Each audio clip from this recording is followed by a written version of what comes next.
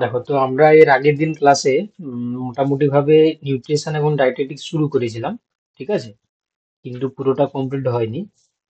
আমরা মোটামুটি ভাবে ডাইজেস্টিভ সিস্টেমের যে সমস্ত ডাইজেস্টিভ ট্র্যাক্ট রয়েছে সেগুলো দেখেছিলাম, এবং তার সঙ্গে হচ্ছে ডাইজেস্টিভ গ্ল্যান্ড গুলো দেখেছিলাম। তার সঙ্গে আমরা এখানে যে থ্রি টাইপসের যে ফুডস রয়েছে, কার্বোহাইড্রেট, প্রোটিন, লিপিড, তো সেই কার্বোহাইড্রেট, প্রোটিন, লিপিডের মোটামুটি ভাবে তাদের যে পরিপাক পদ্ধতিগুলো আমরা দেখেছিলাম, এবং কিছু কোশ্চেনও এখানে প্র্যাকটিস করেছিলাম। যারা ক্লাস করেছে বুঝতে পারবে।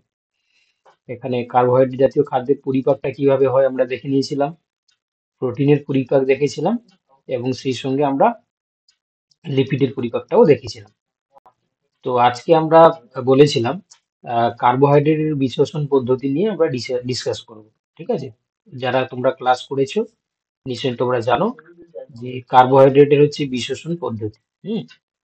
তো কার্বোহাইড্রেটের বিশ্লেষণ বলতে হচ্ছে, দেখো, প্রথমে মাথায় রাখবে যে যখন আমরা কার্বোহাইড্রেট ইনটেক করি, ঠিক আছে, তো সেটা দেখবে আলটিমেট কনভার্ট হয়ে যাবে কিসে, গ্লুকোজে, তাই না? বা প্রোটিন খেলে সেটা কিসে কনভার্ট হয়ে যাবে, মানে গ্লুকোজ বলাটাও ঠিক হবে না, মনোস্যাকারাইডে, ঠিক আছে। তো এই মনোস্যাকারাইড গুলোই ব্লাড স্ট্রিমের সঙ্গে অ্যাবজর্ব হচ্ছে। এবার সেই মনোস্যাকারাইড গুলো ব্লাডের মাধ্যমে প্রত্যেকটা সেলে চলে যাচ্ছে। কিংবা ধরো প্রোটিনের ক্ষেত্রে, প্রোটিন যখন আমরা ওটাকে খাই তখন জানো তোমরা যে প্রোটিনের ডাইজেস্টিভ হয়ে গিয়ে অ্যামাইনো অ্যাসিড তৈরি হবে। তো এই অ্যামাইনো অ্যাসিড গুলো আবার হচ্ছে অ্যাবজর্ব হয়ে যাচ্ছে। লিপিডের ক্ষেত্রে তোমার নিশ্চয়ই তোমরা জানো যে ফ্যাটি অ্যাসিড এবং গ্লিসারল তৈরি হয়। তো সেই ফ্যাটি অ্যাসিড এবং গ্লিসারল রূপে হচ্ছে কি তোমার অ্যাবজর্ব হচ্ছে। তো সেই প্রথমে আমরা আজকে কার্বোহাইড্রেটের বিশ্লেষণ পদ্ধতি দেখব, এবং প্রোটিনের বিশ্লেষণ পদ্ধতি দেখব, এবং তারপর হচ্ছে কি আমরা লিপিডের বা ফ্যাটের হচ্ছে কি তোমার বিশ্লেষণ পদ্ধতি দেখব। এটা হয়ে যাওয়ার পর আমরা দেখব ভিটামিনের কিভাবে বিশ্লেষণ পদ্ধতি হয়। তোমরা জানো যে ভিটামিন, খনিজ পদার্থ কিংবা জল, এদের পরিপাক হয় না সরাসরি, এরা ব্লাডে হচ্ছে অ্যাবজর্ব হয়ে যায়, তাই না? তো এই জন্য আমরা এখানে বিশ্লেষণ পদ্ধতি দেখব। এবার তার সঙ্গে হচ্ছে কি লালা রসের উপাদান এবং তাদের কাজ, এবং সেই সঙ্গে হচ্ছে কি তোমার পাকস্থলী রসের যে উপাদান এবং তাদের কাজ, পাচক রসের উপাদান এবং তাদের কাজ, এবং সেই সঙ্গে আমরা পি আর প্রোটিন এফিসিয়েন্সি যে রেশিও গুলো রয়েছে আমরা সেগুলো দেখব। দাঁড়াও 1 মিনিট। এবং সেই সঙ্গে আমরা আরো কিছু জিনিস দেখে নেব, যেমন আমরা দেখব বিশেষত এখানে যেটা মেনশন রয়েছে, আমাদের আরো কিছু জিনিস মেনশন রয়েছে, যেমন তোমরা দেখতে পাচ্ছ যে অগ্ন্যাশয় রসের উপাদান এবং কাজ, পিত্ত রসের উপাদান এবং কাজ, এবং সেই সঙ্গে আমরা আজকেও পড়ব যে ভিটামিন সমস্ত রয়েছে, সেই ভিটামিন গুলোর হচ্ছে কি তোমার তোমার হচ্ছে কি তাদের নাম, এবং তাদের হচ্ছে কি তোমার সেই সঙ্গে তাদের রাসায়নিক উৎস, প্রভাবজনিত লক্ষণ, ঠিক আছে। এই সমস্ত জিনিসগুলো আমরা দেখে নেবো। অ্যান্টি ভিটামিন, হাইপার ভিটামিনোসিস, এবং কিছু কোশ্চেনও রয়েছে, প্র্যাকটিস করব। খনিজ লবণের কাজ, প্রভাবজনিত লক্ষণ, প্রোটিনের জৈব মূল্য, বা তোমার হচ্ছে কি এনপিইউ বা নেট প্রোটিন ইউটিলাইজেশন, আরডিএ কি, আরকিউ বলতে আমরা কি বলি, স্পেসিফিক ডাইনামিক অ্যাকশন কাকে বলা হয়, বিএমআর বলতে আমরা কি বুঝি। হ্যাঁ, এই জিনিসগুলো আমরা আজকে দেখবো, ঠিক আছে।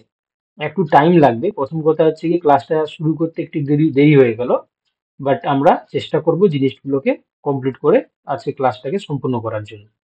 চলো তাহলে আমরা আজকে তাহলে শুরু করছি কার্বোহাইড্রেটের বিশ্লেষণ পদ্ধতি থেকে।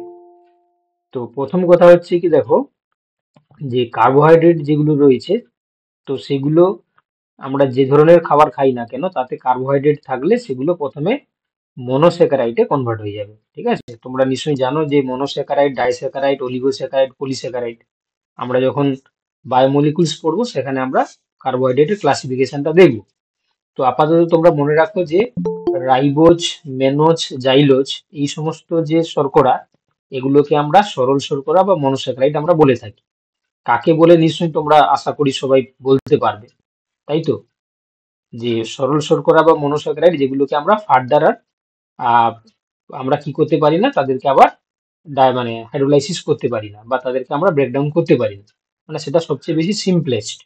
তো এই জন্য তাদেরকে আমরা সরল শর্করা বা সিম্পল কার্বোহাইড্রেট আমরা বলে থাকি। তো এগুলো কি হয় না, জলে দ্রবীভূত অবস্থায় ব্যাপন প্রক্রিয়ার মাধ্যমে শোষিত হয়ে যায়। ঠিক আছে, মানে মানে তোমার হচ্ছে কি, অ্যামাইলোলাইটিক যে সমস্ত উৎসেচক রয়েছে কার্বোহাইড্রেট গুলোকে ডাইজেস্ট করবে, সিম্পল সুগার বা সিম্পল হচ্ছে কি তোমার শর্করা হিসাবে সেগুলোকে তৈরি করবে। আলটিমেট তারা ওয়াটারের সঙ্গে ডিজল কন্ডিশনে থাকবে, এবং আলটিমেট আমরা দেখতে পাই কি, ব্যাপন প্রক্রিয়ার মাধ্যমে বা ডিফিউশনের মাধ্যমে সেগুলো শোষিত হয়ে যায়। এবার দেখো নেক্সট আমরা দেখতে পাচ্ছি যে গ্লুকোজ, ফ্রুক্টোজ এবং গ্যালাক্টোজ, এই সমস্ত যে সমস্ত সরল হেক্সোজ রয়েছে, এগুলো মূলত আমরা দেখতে পাই কিছুটা সহায়ক ব্যাপন এবং কিছুটা সক্রিয় শ্বসন পদ্ধতিতে এদেরকে আমরা শোষণ করে নিই। মানে আগেরটা ছিল হচ্ছে কি তোমার দেখতে পাচ্ছ রাইবোজ, মেনোজ, এগুলো সব 5 কার্বন যুক্ত। এখানে গ্লুকোজ, ফ্রুক্টোজ, গ্যালাক্টোজ এগুলো সব হচ্ছে কি 6 কার্বন যুক্ত বলে আমরা হেক্সোজ বলি। তো এগুলো হচ্ছে কি তোমার ব্যাপন হয় না, এগুলো সহায়ক ব্যাপন এবং কিছুটা অ্যাক্টিভ অ্যাবজর্পশন বা সক্রিয় শ্বসন পদ্ধতির মাধ্যমে এদের কি হয় না, এদের শোষিত হয়ে যায়। এবং তাদের একটা তোমার হচ্ছে কি শোষিত হওয়ার যে মানে তোমার হচ্ছে রেট বা হার যদি আমরা দেখি, তাহলে সেগুলো কিন্তু হচ্ছে কি তোমার একটা মানে একই সঙ্গে বা একই সময় লাগায় না। তো এদের যদি মানে শোষণের যদি হচ্ছে কি আমরা পর্যায়ক্রম দেখি, প্রথমে দেখো গ্যালাক্টোজ অ্যাবজর্ব হয়ে যায়, তারপর গ্লুকোজ, তারপর সবচেয়ে লাস্টে কিন্তু ফ্রুক্টোজ। ঠিক আছে, এটা হচ্ছে কি পর্যায়ক্রম হিসাবে আমরা দেখতে পাই। তাহলে দুটো জিনিস দেখলাম, রাইবোজ, মেনোজ এবং জাইলোজ, এগুলো হচ্ছে কি তোমার জলে দ্রবীভূত অবস্থায় এরা ব্যাপন প্রক্রিয়ার মাধ্যমে শোষিত হয়। গ্লুকোজ, ফ্রুক্টোজ, গ্যালাক্টোজ এগুলো হেক্সো শর্করা হওয়ার কারণে এগুলোকে আমরা সহায়ক ব্যাপন কিংবা কিছুটা সক্রিয় শোষণের মাধ্যমে আমরা শোষিত করি। আর তাদের ক্ষেত্রে একটা পর্যায়ক্রম রয়েছে, গ্যালাক্টোজ, সুক্রোজ এবং ফ্রুক্টোজের ক্ষেত্রে প্রথমে গ্যালাক্টোজ, তারপর সুক্রোজ, তারপর তোমার হচ্ছে কি মানে গ্যালাক্টোজ, তারপর গ্লুকোজ, তারপর ফ্রুক্টোজ। এবার দেখো আমরা তো বিশ্লেষণের কথা বললাম, এবার এদের বিশ্লেষণের পদ্ধতি কেমন রয়েছে, হ্যাঁ, মেথডস কিভাবে কাজ করে। ঠিক আছে, তো প্রথমে তোমাদেরকে মাথায় রাখতে হবে যে আমাদের যে ডাইজেস্টিভ সিস্টেম রয়েছে, তো ডাইজেস্টিভ সিস্টেমের যে ডাইজেস্টিভ ট্র্যাক্টটা রয়েছে, সেখানে সর্বত্র জায়গায় কিন্তু বিশ্লেষণটা ঘটে না। তো তার জন্য একটা নির্দিষ্ট স্থান রয়েছে যেটাকে আমরা বলে থাকি, আহ তোমরা জানো যে ক্ষুদ্রান্তর, তাই তো। তো সেই ক্ষুদ্রান্তর বা স্মল ইন্টেস্টাইন, এই জায়গায় একটা এপিথেলিয়াল যে কোষগুলো রয়েছে, সেখানে বাহক পদার্থের মাধ্যমে সক্রিয় পদ্ধতিতে গ্লুকোজের শোষণ ঘটে। ঠিক আছে, এখানে দেখতে পাচ্ছ সক্রিয় শোষণ যেটা আমরা বলছিলাম, তো সেই সক্রিয় শোষণ পদ্ধতিতে আমাদের গ্লুকোজের শোষণ ঘটে। এবার এই বাহক যেহেতু বলা হচ্ছে, সেই বাহক পদার্থ বলতে দেখো বাহকের সক্রিয়তার জন্য সোডিয়ামের উপস্থিতি প্রয়োজন হয়। ঠিক আছে, মানে একটা তোমার আয়ন লাগবে, তাহলে এখানে সোডিয়ামের উপস্থিতি আমরা দেখতে পাই। এবার বাহক সোডিয়ামের সঙ্গে যুক্ত হয়ে অন্ত্রবিবরের মানে প্রান্তে উপস্থিত গ্লুকোজ অণুকে গ্রহণ করে এবং সোডিয়াম গ্লুকোজ বাহক যৌগ গঠন করবে, দিয়ে তারা এক প্রান্ত থেকে অন্য প্রান্ততে তারা ট্রান্সপোর্ট হয়ে যাবে। মানে এখানে জাস্ট হচ্ছে কি তোমার এই যে সোডিয়াম, এটা হচ্ছে গ্লুকোজ বাহক হিসাবে কাজ করছে, মানে গ্লুকোজের হচ্ছে কি তোমার বাহক যৌগ তৈরি করার জন্য কাজে লাগছে। যেই গ্লুকোজটা দেখো আমাদের যে আহ, তোমার হচ্ছে কি লুমেন, মানে যে ডাইজেস্টিভ ট্র্যাক্টের যে লুমেন থেকে একদম ব্লাড স্ট্রিমে পৌঁছে গেলে, তখন হচ্ছে কি এই সোডিয়ামের কাজ কিন্তু বন্ধ হয়ে যায়। তখন হবে কি দেখো, এই সোডিয়াম এবং গ্লুকোজ সাইটোপ্লাজমে মুক্ত হয়ে যায়।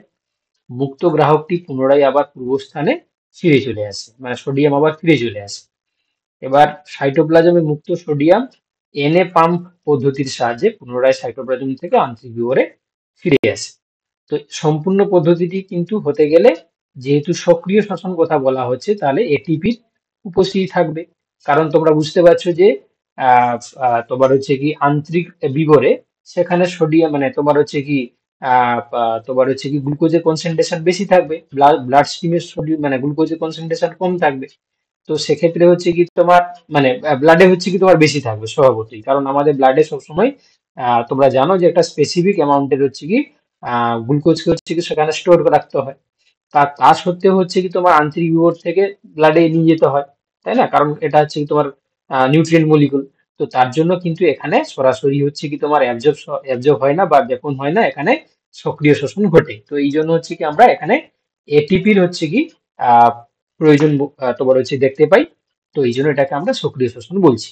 তাহলে ওভারঅল যদি বিশ্বশন পদ্ধতিটাকে আমরা ক্লিয়ারলি দেখার চেষ্টা করি, তাহলে মনে রাখবে যে এটা একটা বাহক নির্ভর পদ্ধতি, এবং এখানে হচ্ছে কি তোমার সক্রিয় শোষণ পদ্ধতিতে এনএ প্লাস পাম্প পদ্ধতির মাধ্যমে এটিপির খরচের প্রভাবে আমাদের কি হয় না, গ্লুকোজের তোমার বিশ্বশন ঘটে থাকে। এবার বিশ্বশনের পদ্ধতিতে আমরা দেখলাম, বিশ্বশনের যদি পদ আমরা দেখি, তাহলে শোষিত গ্লুকোজ এরপর এপিথেলিয়াম তোমার কোষের সাইটোপ্লাজম থেকে প্রথমে ভিলাই স্থিত যে রক্তজালক সেখানে প্রবেশ করে বেপন পদ্ধতিতে, তারপর হচ্ছে কি তোমার হেপাটিক পোর্টাল শিরার মাধ্যমে সেটা চলে যাবে যকৃতে। বুঝতে পেরেছো? তাহলে গ্লুকোজ যে মলিকুল, যেটা তোমার আমাদের ডাইজেস্টিভ সিস্টেমে ডাইজেস্টিভ যে সমস্ত জুইস রয়েছে সেগুলোকে, কার্বোহাইড্রেটকে তাকে ডাইজেস্ট করার পরে সেখান থেকে যে গ্লুকোজ তৈরি হলো, সেটা প্রথমে তাহলে এপিথেলিয়াল কোষের সাইটোপ্লাজম থেকে প্রথমে ভিলাই স্থিত রক্তজালকে যাবে ব্যাপন পদ্ধতির মাধ্যমে, তারপর সেখান থেকে হেপাটিক পোর্টাল শিরার মাধ্যমে আমাদের লিভার বা যকৃতে গিয়ে পৌঁছে যাবে। ঠিক আছে? তারপরে তোমরা জানো সেখানে গ্লাইকোলাইসিস ঘটবে বা আদার্স যে সমস্ত প্রসেস রয়েছে সেখানে গ্লাইকোসাইলেশন থেকে শুরু করে আদার্স মেথডস গুলো ঘটবে। কিন্তু প্রথমে হচ্ছে বিশ্বসনের পথটা আমরা যকৃত পর্যন্ত দেখতে পাই। ঠিক একইভাবে যদি আমরা প্রোটিনের বিশ্লেষণ পদ্ধতি দেখি, তো তার আগে তোমরা একটু আমাকে বলো, কার্বোহাইড্রেটের বিশ্লেষণ পদ্ধতিটা ক্লিয়ার হয়েছে সবার? সবাই বুঝতে পারলে? আমরা তিনটে অ্যাঙ্গেলে দেখলাম। প্রথমে হচ্ছে কি কি ধরনের সরল শর্করাগুলো হচ্ছে কি তোমার অ্যাবজর্ব হচ্ছে, এবং কি পদ্ধতিতে হচ্ছে, এবং কি পথে হচ্ছে আর কি, বা কি তোমার হচ্ছে কি তোমার হচ্ছে কি যে ডিরেকশনে হচ্ছে কি সেটা যাচ্ছে আর কি। এই তিনটে অ্যাঙ্গেলে তোমরা মনে রাখবে। চলো, এবার হচ্ছে কি প্রোটিনের বিশ্লেষণ পদ্ধতি। ঠিক একইভাবে তোমাদের একটু আগেই বলছিলাম যে আমরা প্রোটিন জাতীয় যে সমস্ত খাবার খাই, আমাদের ডাইজেস্টিভ সিস্টেমে একটা এনজাইম থাকে, তার নাম হচ্ছে কি প্রোটিয়েজ। হ্যাঁ, এটা একটা ক্লাস অফ এনজাইম, এর আন্ডারে অনেক ধরনের প্রোটিন রয়েছে, তোমরা এনজাইম রয়েছে তোমরা জানো। তো এই প্রোটিয়েজ এনজাইম কি করছে না, প্রোটিনটাকে ডাইজেস্ট করে দিয়ে সেখান থেকে অ্যামাইনো অ্যাসিড হচ্ছে কি রিলিজ করছে। তো এই অ্যামাইনো অ্যাসিড হিসাবে এটা কি হয় না, শোষিত হয়। এটা নিয়ে কারোর আশা করি কোনো ডাউট থাকার কারণ নেই, কারণ তোমরা সবাই জানো যে অ্যামাইনো অ্যাসিড হিসাবে আমাদের খাদ্যটা শোষিত হচ্ছে। এবারে বলছে দেখো, চিংড়ি, কাঁকড়া, ডিম এই সমস্ত খাদ্যতে প্রোটিন অপাচিত অবস্থায় সরাসরি ক্ষুদ্রান্ত্রের ভিলাই দ্বারা শোষিত হয়ে রক্তে প্রবেশ করে। তো এই কারণে কোনো কোনো ব্যক্তির ক্ষেত্রে আমরা খাদ্য গ্রহণ, মানে খাদ্যবস্তু গ্রহণে অ্যালার্জির লক্ষণ আমরা দেখতে পাই।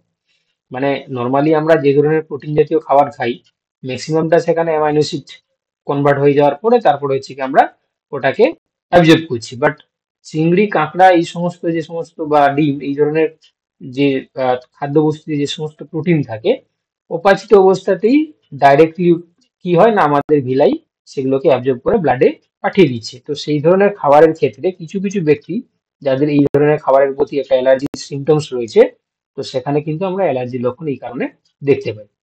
তো যাই হোক, এবারে বিশ্লেষণ পদ্ধতি কি হয় দেখো। তো প্রথমে দেখো, প্রোটিন পরিপাকে উৎপন্ন অ্যামাইনো অ্যাসিড শ্বসনেও গ্লুকোজ শোষণের মতন কিছুটা বাহক নির্ভর ঘটে। যেমন আমরা গ্লুকোজের ক্ষেত্রে দেখলাম, যেমন হচ্ছে কি তোমার কেরিয়ারের উপর ডিপেন্ডেন্ট ভাবে ঘটে, সোডিয়াম যে তোমার হচ্ছে কি কেরিয়ার থাকে। ঠিক একইভাবে অ্যামাইনো অ্যাসিডের ক্ষেত্রেও আমরা কিছুটা দেখতে পাই, তবে এই বাহকগুলি এটিপির সহায়তায়, মানে এটিপি যেহেতু লাগবে কারণ আমরা বললাম বাহক নির্ভর, এটিপির সহায়তায় Mn2+ বা Na+ ইত্যাদির উপস্থিতিতে অ্যামাইনো অ্যাসিডের শোষণ ঘটে থাকে। তো এবার কি হয় না, প্রথমে ক্ষুদ্রান্ত্রের আবরণী কোষের ব্রাশ বর্ডার সংলগ্ন কোষে বাহকগুলির দ্বারা অ্যামাইনো অ্যাসিড প্রথমে যুক্ত হবে, দিয়ে তারা তোমার এই আবরণী কোষটাকে ভেদ করে সাইটোপ্লাজমে চলে আসবে। আসার পরে বলছে, তবে বলছে আম্লিক, ক্ষারীয় কিংবা প্রশমধর্মী অ্যামাইনো অ্যাসিড বা ইমিনো অ্যাসিডগুলি, যেমন প্রোলিন, হাইড্রোক্সি প্রোলিন, এটাকে আমরা ইমিনো অ্যাসিড বলি, তো শোষণের জন্য পৃথক পৃথক বাহক অংশ নেয়। মানে সব অ্যামাইনো অ্যাসিডের জন্য যে সমান কেরিয়ার থাকবে তা নয়। বুঝতে পেরেছো? তোমরা জানো যে অ্যামাইনো অ্যাসিডকে আমরা বিভিন্ন ভাবে ভাগ করি। কিছু রয়েছে অ্যাসিডিক অ্যামাইনো অ্যাসিড, কিছু রয়েছে বেসিক, কিছু রয়েছে তোমার নিউট্রাল, হ্যাঁ, কিছু তো আমাদেরকে বলা হলো ইমিনো অ্যাসিড। তো এগুলোর জন্য ডিফারেন্ট ডিফারেন্ট আমরা বাহক কিন্তু দেখতে পাই। এবার দেখো, একই শ্রেণীভুক্ত অ্যামাইনো অ্যাসিডের শোষণের জন্য একই কিন্তু বাহক লাগবে। ঠিক আছে? আর এই প্রত্যেকটি বাহককে আমরা সিম্পোর্টস বা কো ট্রান্সপোর্ট আমরা বলে থাকি। কো ট্রান্সপোর্ট ব্যাপারটা তোমাদের মনে হয় প্রথম ক্লাসেই আমরা দেখিয়েছিলাম যে সিম্পোর্ট বা কো ট্রান্সপোর্ট, তোমরা জানো যে একই ধরনের মলিকুলস যখন একই দিকে যাবে তখন তাকে আমরা কো ট্রান্সপোর্ট আমরা বলে থাকি। তো সেই সিম্পোর্ট কিংবা হচ্ছে তোমার কো ট্রান্সপোর্টের মাধ্যমে এই যে অ্যামাইনো স্যার অ্যাসিড আমি দেখতে পাচ্ছি না। স্যার একবার কেটে জয়েন হবো? বাকিরা দেখতে পাচ্ছ তো বাবা? বাকি যারা আছো সবাই হ্যাঁ দেখতে স্যার, পাচ্ছ? দেখা যাচ্ছে। হুম, হ্যাঁ তুমি স্যার। তাহলে তুমি তাহলে হচ্ছে কেটে একটু জয়েন করো বাবা, তোমার হচ্ছে কি নেটওয়ার্কের সমস্যা রয়েছে। দেখো তাহলে কি বললাম যে তোমার বেসিক্যালি যে সমস্ত হচ্ছে কি তোমার অ্যামাইনো অ্যাসিড গুলো তারা সিম্পোর্টস বা কো ট্রান্সপোর্ট পদ্ধতির মাধ্যমে, ঠিক আছে, কি হয় না তোমার হচ্ছে কি শোষিত হয়। এরা হচ্ছে কিভাবে আমাদের ব্লাডে গিয়ে পৌঁছাচ্ছে। ঠিক একইভাবে বিশ্বসন পদ্ধতির পর আমরা দেখব বিশ্বসনের পর। তো এক্ষেত্রেও দেখতে পাচ্ছ প্রথমে শোষিত অ্যামাইনো অ্যাসিড গুলি আবরণী কোষ থেকে যাবে রক্তজালকে, সেখান থেকে হেপাটিক পোর্টাল শিরার মাধ্যমে তারাও চলে যাবে কি যকৃতে। ঠিক আছে, তো একইভাবে যেমন তোমরা দেখলে কার্বোহাইড্রেটের ক্ষেত্রে, ঠিক একইভাবে এখানে আবরণী কোষ থেকে রক্তজালক, ঠিক আছে, মানে যেটাকে আমরা বলি তোমার ক্যাপিলারিস, সেখান থেকে হচ্ছে কি হেপাটিক পোর্টাল সিস্টেমের মাধ্যমে আমাদের লিভারে চলে যাচ্ছে। চলো এবারে নেক্সট যে আহ, খাদ্য মলিকুলস, সেটা হচ্ছে কি আমাদের লিপিড বা ফ্যাট।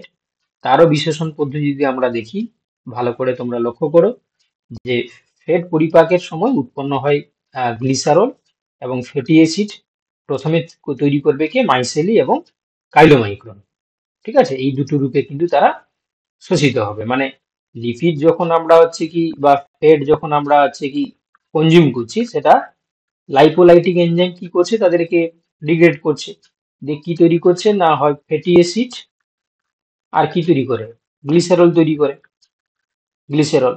তো এই ফ্যাটি অ্যাসিড এবং গ্লিসারল এরা প্রথমে কি তৈরি করে মাইসেলি ফর্ম করছে এবং কাইলোমাইক্রন তৈরি করছে। এই মাইসেলি এবং কাইলোমাইক্রন হিসাবে এরা কিন্তু অ্যাবজর্ব হচ্ছে, এরা ডাইরেক্ট কিন্তু ফ্যাটি অ্যাসিড কিন্তু গ্লিসারল হিসাবে ব্লাডে অ্যাবজর্ব হয় না। এবারে তার সঙ্গে বলছে কিছু যে যে সমস্ত অপাচিত হচ্ছে কি তোমার ফ্যাট রয়েছে, যেমন ট্রাইগ্লিসারাইড, এগুলো ট্রাইগ্লিসারাইড গুলো সরাসরি আমাদের ব্লাডে চলে যেতে পারে। তোমরা এর আগেও মনে হয় শুনেছো এই ট্রাইগ্লিসারাইড কিন্তু কোনোভাবে পাচিত না হওয়ার আগেই শোষিত হয়ে চলে যায়। তাহলে আমাদের ফ্যাটের যে বিশ্লেষণ পদ্ধতি, সেখানে মনে রাখবে হয় ট্রাইগ্লিসারাইড বা মাইসেলি কিংবা কাইনোমাইক্রন, এই তিনটি রূপে আমাদের ডাইজেস্টিভ সিস্টেম থেকে আমাদের যে ব্লাড স্ট্রিম সেখানে কিন্তু শোষিত হয়ে চলে যায়। এবার এখানে কিছু মতবাদের পার্থক্য রয়েছে। কি মতবাদ না, এখানে যদি আমরা বিশ্লেষণের হ্যালো, পদ্ধতিটাকে, হ্যালো স্যার, শুনতে পাচ্ছেন? হ্যাঁ বলো, শুনতে পাচ্ছি। স্যার এই মাইসেলি আর কাইলোমাইক্রনটা একটু বলে দেন স্যার। এই তো আগের ক্লাসটা তুমি মনে হয় করেনি বাবা, আগের ক্লাসটা করেছিলে? হ্যাঁ করেছিলাম তো। সেখানে আমরা আমরা ডিসকাস করেছিলাম বাবা। দেখো মাইসেলি হচ্ছে, দেখো, ক্ষুদ্রান্তে fatty acid, cholesterol, monoglyceride, lecithin এবং পিত্ত লবণ, এইগুলো যুগ্মভাবে মানে বা একসঙ্গে কম্বাইন ফর্মে যে কণা বা যে সাবস্টেন্স তৈরি করে তাকে আমরা কি বলি মাইসেলি বলি।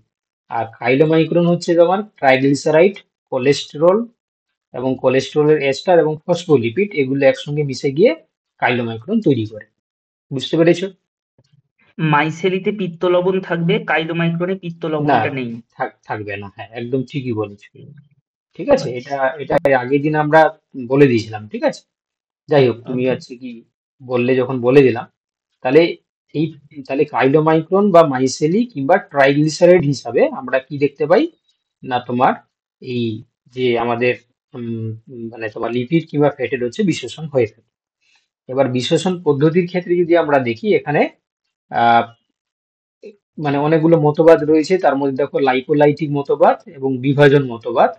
ঠিক আছে, তো প্রথমে আমরা দেখবো লাইপোলাইটিক মতবাদ। এই মতবাদের হচ্ছে কি প্রবক্তা হচ্ছেন দেখো ফ্লুজার এবং ফারজার বা ম্যাকডুগাল। ঠিক আছে, এই তিনজন সায়েন্টিস্ট তারা এই লাইপোলাইটিক মতবাদ দিয়েছেন।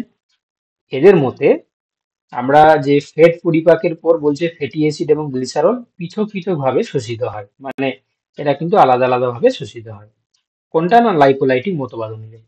এখানে কি বলা হচ্ছে না, বলছে পিত্ত লবণের সাথে ফ্যাটি অ্যাসিড যুক্ত হয়ে ফ্যাটি অ্যাসিড পিত্ত লবণ যৌগ গঠন করে। বুঝতে পারলে? মানে যখন হচ্ছে কি আমরা লিপিড খেলাম বা ফ্যাট খেলাম তখন কি হচ্ছে না, সেটা ফ্যাটি অ্যাসিড এবং গ্লিসারলে কনভার্ট হয়ে যাচ্ছে। এবারে এই যে ফ্যাটি অ্যাসিড তার সঙ্গে পিত্ত লবণগুলো যুক্ত হয়ে গিয়ে একটা মানে যৌগ তৈরি করছে, ঠিক আছে, যেটাকে আমরা বলছি ফ্যাটি অ্যাসিড পিত্ত লবণ যৌগ। এবার কি হচ্ছে দেখো, ক্ষুদ্রান্ত্রের এপিথেলিয়াল কোষ দ্বারা গৃহীত হয় শোষিত ফ্যাটি অ্যাসিড গ্লিসারলের সঙ্গে যুক্ত হয়ে পুনরায় ট্রাইগ্লিসারাইড সংশ্লেষ করে দিয়ে লসিকা বাহতে প্রবেশ করে। বুঝতে পেরেছো? তাহলে আলাদা আলাদা ভাবে অ্যাবজর্ব হয়ে যাচ্ছে, পরে গিয়ে আবার ওই ফ্যাটি অ্যাসিডের সঙ্গে গ্লিসারল যুক্ত হয়ে গিয়ে ট্রাইগ্লিসারাইড তৈরি করছে, দিয়ে তারপর আবার লসিকা বাহ দিয়ে সেটা প্রবাহিত হচ্ছে। এটাকে বলা হয় লাইপোলাইটিক মতবাদ। কে কারা করেছেন? তিনজন সায়েন্টিস্ট, একজন নাম ফ্লুজার, ভার্জার এবং ম্যাকডুগাল। আচ্ছা, আবার রয়েছে দেখো বিভাজন মতবাদ। বিভাজন মতবাদের প্রবক্তা দেখো ফ্লেজার। তিনি কি বলছেন? বলছে যে খাদ্যে উপস্থিত যত পরিমাণ ফ্যাট থাকবে তার 30% বিশ্লিষ্ট হয়ে মনো বা ডাইগ্লিসারাইড উৎপন্ন করবে। যা এই মনোগ্লিসারাইড বা ডাইগ্লিসারাইড সেটা আবার কি করছে বলছে, যা পিত্ত লবণ ও বাকি 70% ফ্যাটি অ্যাসিডের সঙ্গে যুক্ত হয়ে তাকে একটা অপদ্রবে পরিণত করছে। পরিণত করার পর এই সমস্ত যে অপদ্রব্য তার যে একটা তোমার হচ্ছে কি তৈরি করছে, সেগুলো ফ্যাটি অ্যাসিড গুলি কি হচ্ছে না, পোর্টাল শিরার মাধ্যমে শোষিত হবে। আর অবশিষ্ট উপাচ্য ফ্যাট এবং বাকি সমস্ত ফ্যাটি অ্যাসিড গুলো ভিলাইয়ের মধ্যস্থ ল্যাকটিয়াল দ্বারা শোষিত হয়ে সরাসরি লসিকা সংবহনে প্রবেশ করে যায়। ঠিক আছে, তাহলে এটাকে হচ্ছে বিভাজন। কেন? তোমরা দেখতে পাচ্ছ 30% এবং 70% দুটো আলাদা আলাদা হয়ে যাচ্ছে। যেটা 30% সেটা মনো কিংবা ডাইগ্লিসারাইডে কনভার্ট হয়ে যাচ্ছে, যেটা 70% তারা হচ্ছে কি দেখো সরাসরি অবশিষ্ট উপাচ্য ফ্যাট হিসাবে তোমার হচ্ছে কি শোষিত হয়ে হেপাটিক পোর্টাল সিস্টেমে তোমার লসিকা সংবহন তন্ত্রের মাধ্যমে প্রবাহিত হচ্ছে। বর্তমানে আরো একটা মতবাদ রয়েছে, এটাকে আমরা আধুনিক মতবাদ বলি। এটাই আমরা সবচেয়ে অ্যাডভান্সড বলে থাকি। এটাও কিন্তু হচ্ছে বাদ দেওয়ার কোনো কারণ নেই। কারণ হচ্ছে দেখো, খাদ্যে গৃহীত লিপিডের প্রায় 25% সম্পূর্ণরূপে পাচিত হয়ে ফ্যাটি অ্যাসিড ও গ্লিসারল হিসাবে পরিণত হচ্ছে।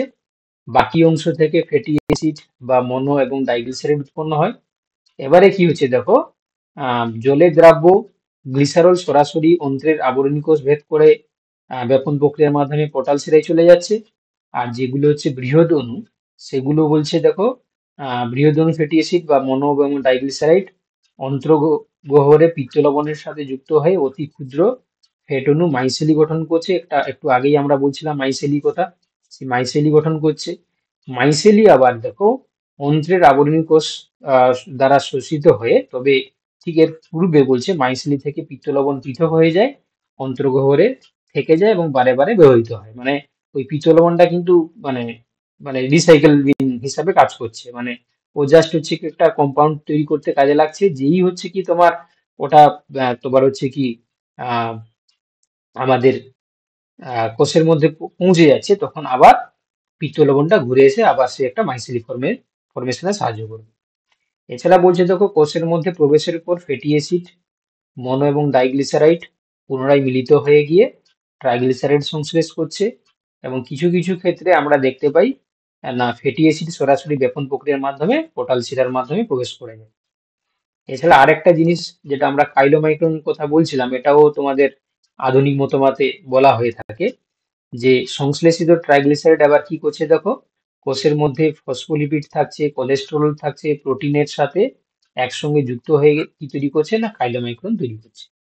এগুলো বলছে অতি ক্ষুদ্র লাইপোপ্রোটিন কণা। এবং এই কাইলোমাইক্রন গুলি ভিলাই মধ্যস্থ ল্যাকটিয়ালে প্রবেশ করে পরে লসিকা হয়ে রক্তে গিয়ে প্রবেশ করে যায়। ঠিক আছে, তাহলে আমরা আধুনিক মতবাদে তোমরা মনে রাখবে, হয় মাইসেলি ফর্মেশন করছে কিংবা হচ্ছে তোমার কাইলোমাইক্রন ফর্মেশন করছে, দিয়ে তারা তোমার হচ্ছে কি আমাদের লসিকা হতে গিয়ে প্রবেশ করছে। এটাকে বলা হচ্ছে আধুনিক মতবাদ। তাহলে এখানে কিন্তু আমরা দুটো মতবাদের তোমার হচ্ছে বিশ্লেষণ পদ্ধতি হিসাবে তিনটে মতবাদ দেখলাম। একটা লাইপোলাইটিক মতবাদ, মনে রাখবে ফ্লুজার, ভার্জার এবং ম্যাকডুগাল এরা বলেছেন। বিভাজন মতবাদ, এটা ফ্লেজার বলেছেন। আর বর্তমানে হচ্ছে কি তোমার এই আধুনিক মতবাদ, এটার পিছনে অনেকজন কন্ট্রিবিউশন রয়েছে বলে স্পেসিফিকলি কোনো নাম বলা নেই। এখানে তোমরা মনে রাখবে যে মাইসেলি এবং কাইলোমাইক্রন হিসাবে আমাদের যে লিপিডের যে বিশেষণ আমরা দেখতে পাই। এবার একটু আগেই তোমাদের শুরুতেই বলেছিলাম যে ভিটামিন বা খনিজ পদার্থ কিংবা জল এগুলো কোনোভাবেই আমাদের পরিপাকের প্রয়োজন পড়ে না, এরা সরাসরি আমাদের অ্যাবজর্ব হয়ে যায়। তো এই জন্য দেখতে পাচ্ছ যে ভিটামিনের বিশেষণ পদ্ধতির ক্ষেত্রে যে মানে আমাদের ভিটামিনকে আমরা বেসিক্যালি দুটো ভাগে ভাগ করি, তাই না? ভিটামিনকে আমরা দুটো ভাগে ভাগ করি। কিছু রয়েছে যেগুলো হচ্ছে কি তোমার জলে দ্রবীভূত হয়ে যায়, ওয়াটারের সঙ্গে হচ্ছে কি ডিজলভ হয়ে যায়, আর কিছু রয়েছে তোমার ফ্যাটে দ্রবীভূত হয় বা লিপিডে দ্রবীভূত হয়। তো বলছে দেখো জলে দ্রবীভূত যে ভিটামিন গুলো বা তোমার হচ্ছে কি সেগুলো হচ্ছে বিশোষণটা খুব দ্রুত হয়। ঠিক আছে, যে সমস্ত ভিটামিন জলে দ্রবীভূত হতে পারে, ভিটামিন বি, ভিটামিন সি, ঠিক আছে, বা এগুলো হচ্ছে খুব দ্রুত মানে খুব তাড়াতাড়ি হচ্ছে কি এরা বিশোষিত হয়ে যায়, মানে খুবই তাড়াতাড়ি অ্যাবজর্ব হয়ে যায়। ফ্যাটে দ্রবীভূত ভিটামিনের বিশোষণের ক্ষেত্রে আমরা দেখতে পাচ্ছি যে অগ্ন্যাশয়ের উৎসেচক ও পিত্ত লবণ পিত্তের যে ক্ষরণ হ্রাস পেলে ফ্যাটের পরিমাণ এবং বিশোষণ হ্রাস পায়, তাই না? কারণ তোমরা জানলে পিত্ত লবণ এবং এই যে অগ্ন্যাশয়ের যে উৎসেচকগুলো ফ্যাটের পরিপাকে বা বিশোষণে কিন্তু হেল্প করে। তো সেই জায়গায় আমরা বলতে পারি যদি কোনো অগ্ন্যাশয় উৎসেচক বা পিত্তের যে ক্ষরণ যদি হ্রাস পায় তাহলে অবভিয়াসলি কি হবে, তাদের সঙ্গে যেহেতু রিলেশন রয়েছে, এর কাজ যদি হ্রাস পায় তাহলে অবভিয়াসলি বিশোষণটাও হ্রাস পাবে ফ্যাটের, ফলে ফ্যাটে দ্রবীভূত ভিটামিনের বিশোষণটাও হ্রাস পাবে। তাহলে এখান থেকে একটা আমরা কোরিলেশন পেলাম যে যদি পিত্তের ক্ষরণ বা অগ্ন্যাশয় উৎসেচকের ক্ষরণ হ্রাস পায় তাহলে অবভিয়াসলি আমাদের যে ফ্যাটে দ্রবীভূত ভিটামিনের বিশোষণের হারটাও হ্রাস পাবে, তাই না? তো এটা একটা জিনিসটা মাথায় রাখবে। আর জলে দ্রবীভূত ভিটামিন যেহেতু কারোর উপরে নির্ভরশীল নয়, তো এই জন্য আমরা আমরা দেখতে পাই যে জলে দ্রবীভূত ভিটামিন গুলো ইজিলি অ্যাবজর্ব হয়ে গিয়ে ব্লাডে চলে যেতে পারে। হুম। এবার বলছি অধিকাংশ ভিটামিনই ক্ষুদ্রান্ত্রের উপরের অংশ থেকে বিশোষিত হয়ে যায় এবং বি12 প্রধানত ইলিয়াম থেকে বিশোষিত হয়। তার এর পিছনে কারণ তোমরা জানো, লার্জ ইন্টেস্টাইনে এখানে যে ইকোলাই এর সঙ্গে যে আমাদের সিম্বায়োটিক একটা কন্ডিশন রয়েছে, তো যার কারণে বি12টা ওখানে গিয়ে তৈরি হয়, ইলিয়াম থেকে হচ্ছে বিশোষিত হচ্ছে। কিন্তু বাকি যে সমস্ত ভিটামিনের কথা বলা হলো তারা কোথায় না ক্ষুদ্রান্ত্রের উপরি অংশ থেকে তারা বিশোষিত হয়ে সরাসরি ব্লাডে চলে যেতে পারে। ঠিক আছে, বুঝতে পারছো যারা রয়েছে? বোঝা যাচ্ছে তো? হ্যাঁ স্যার, হ্যাঁ স্যার। ঠিক আছে, চলো এবারে দেখো। এবার আমরা যে জিনিসগুলো দেখবো প্রথম হচ্ছে লালারসের উপাদান এবং তার কাজ। তো দেখো তোমাদের যে এখন যে উৎসেচক গুলো বা যে তোমার হচ্ছে কি ডাইজেস্টিভ যে তোমার হচ্ছে কি জুইসের কথা বলা হবে সেগুলোর মূলত পিএইচ বা তাদের হচ্ছে কি খরিত বস্তুগুলো সম্বন্ধে পরীক্ষায় কিন্তু এর আগেও কোশ্চেন এসছে বা ভবিষ্যতেও কোশ্চেন আসতে পারে। তোমরা মূলত জানো যে লালারসের পিএইচ বা তোমার হচ্ছে কি এখানে আমরা পাগরসের পিএইচ, হ্যাঁ, তারপর হচ্ছে কি তোমার অগ্ন্যাশয়ের পিএইচ, পিত্তরসের পিএইচ, এগুলো কিন্তু পরীক্ষায় কিন্তু বিগত পরীক্ষাগুলোতে এসছে। তো দেখো এই জন্য একটু কেয়ারফুলি মনে রেখে দাও। প্রথম আমরা দেখবো যে এখানে লালারসের ব্যাপারটা। লালারস তোমরা জানো যে আমাদের লালা গ্রন্থি রয়েছে, ঠিক আছে, তো সেই লালা গ্রন্থি থেকে লালারস উৎপাদন হয়। তো সেই লালারসের ক্ষেত্রে বলছে 24 ঘন্টায় 1200 থেকে 1500 ml লালা খরিত হতে পারে এবং লালাটা হচ্ছে কি তোমার সামান্য পরিমাণ অম্লধর্মী। তো অম্লধর্মী মানে পিএইচটা নিশ্চয়ই 7-এর কম হবে। তো দেখতে পাচ্ছ পিএইচটা মনে রাখবে 5.3 থেকে 6.85 আমরা পিএইচটা লক্ষ্য করে থাকি। এবার এখানে প্রথমে যদি উপাদান আমরা দেখি তাহলে দুটো উপাদানে ভাগ করে দেওয়া হয়েছে। প্রথমে হচ্ছে কি জল 1 নম্বরে, 2 নম্বরে হচ্ছে কঠিন পদার্থ। তো দেখতে পাচ্ছ লালারসের মধ্যে 99.5% ওয়াটার রয়েছে, বাকি থাকলো কত 0.5%, ওটাই হচ্ছে কি দেখো কঠিন পদার্থ। তো সেই কঠিন পদার্থকে আবার 3টে ভাগে ভাগ করা হয়েছে, একটা জৈব, অজৈব এবং গ্যাসীয় পদার্থ। তো কঠিন পদার্থ বলতে এখানে দেখতে পাচ্ছ আমরা দেখতে পাচ্ছি যে এখানে থাকতে পারে তোমার প্রোটিন, ঠিক আছে, অ্যালবুমিন, গ্লোবিউলিন, হ্যাঁ, তারপর মিউসিন, ঠিক আছে, বা তোমার হচ্ছে কি জৈব পদার্থ থাকছে 0.3%, অজৈব পদার্থ থাকে 0.2%, মানে এগুলো কঠিন পদার্থকে ভাগ করা হচ্ছে আর কি। আর তার সঙ্গে থাকছে দেখো কিছু থাকছে এখানে গ্যাসীয় পদার্থ। তো এবার দেখতে পাচ্ছ যে প্রত্যেকটার ক্ষেত্রে আমরা যদি দেখি, হ্যাঁ, এখানে উৎসেচক গুলো দেখে নেব। ঠিক আছে, যেমন এখানে উৎসেচক বলতে আমাদের টায়ালিন থাকে, তার মধ্যে আলফা এমাইলেজ থাকে, ঠিক আছে, মল্টোজ থাকে, ঠিক আছে, লাইপেজ লিঙ্গুয়াল গ্রন্থি থেকে নিঃসৃত হতে পারে, কিছুটা থাকে। এছাড়া তোমাদের বলেছিলাম একটু খেয়াল করবে যে যতগুলো সিক্রেটারি অর্গান রয়েছে সেখান থেকে আমাদের আইজিএ খরিত হয়, তো কিছুটা পরিমাণ খরিত হয় আইজিএ, হ্যাঁ, ইমিউনোগ্লোবুলিন এ, কার্বনিক অ্যানহাইড্রেজ বা লাইসোজাইম। লাইসোজাইম ব্যাপারটা তোমরা জানো, দেখবে কোনো জায়গায় ফোড়া বা কোনো কিছু যদি ক্ষত তৈরি হয়, দেখবে আমরা থুতু দিয়ে সে বা এই লালা দিয়ে হচ্ছে আমরা লাগিয়ে দিই। তার কারণ হিসাবে তোমরা জানো যে লাইসোজাইম যে এনজাইমটা যেমন আমাদের অশ্রু গ্রন্থি থেকে নিঃসৃত হয়, ঠিক একইভাবে আমাদের লালারসেও লাইসোজাইম এনজাইম কিছু কম পরিমাণে থাকে। তো যার কারণে আমরা কোনো জায়গায় ক্ষত সৃষ্টি হলে ওই জায়গাটাই দিয়ে দিই। কারণ হচ্ছে লাইসোজাইম এনজাইমে থাকার কারণে সেখানে ব্যাকটেরিয়াকে ব্যাকটেরিয়া গ্রোথটাকে প্রিভেন্ট করবে। আচ্ছা, এছাড়া দেখতে পাচ্ছ যে অজৈব পদার্থ কিছু রয়েছে, NaCl, KCl, CaCO3 ব্রোমাইড, এগুলো রয়েছে, ঠিক আছে, বা তোমার গ্যাসীয় পদার্থ থাকতে পারে, ঠিক আছে। আচ্ছা, একটা জিনিস তোমরা মাথায় রাখবে যে প্যারাসিম্পেথেটিক স্নায়ু লালাক্ষরণ ত্বরান্বিত করে এবং সিম্পেথেটিক স্নায়ু সেটা হচ্ছে লালাক্ষরণটাকে তোমার হচ্ছে কি লালাক্ষরণটাকে প্রতিহত করছে, ঠিক আছে। তাহলে প্যারাসিম্পেথেটিক স্নায়ু হচ্ছে কি লালাক্ষরণে সাহায্য করছে, সিম্পেথেটিক স্নায়ু যেটা আছে লালাক্ষরণটাকে প্রিভেন্ট করছে, মানে এটা রেগুলেশন বলতে পারো।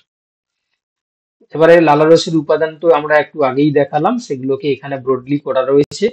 আমরা দেখতে পাচ্ছ জল, কঠিন পদার্থ, গ্যাসীয় পদার্থ, হ্যাঁ, কঠিনটাকে ভাগ করেছি অজৈব জৈব, আর এখানে গ্যাস রয়েছে O2 CO2 N2।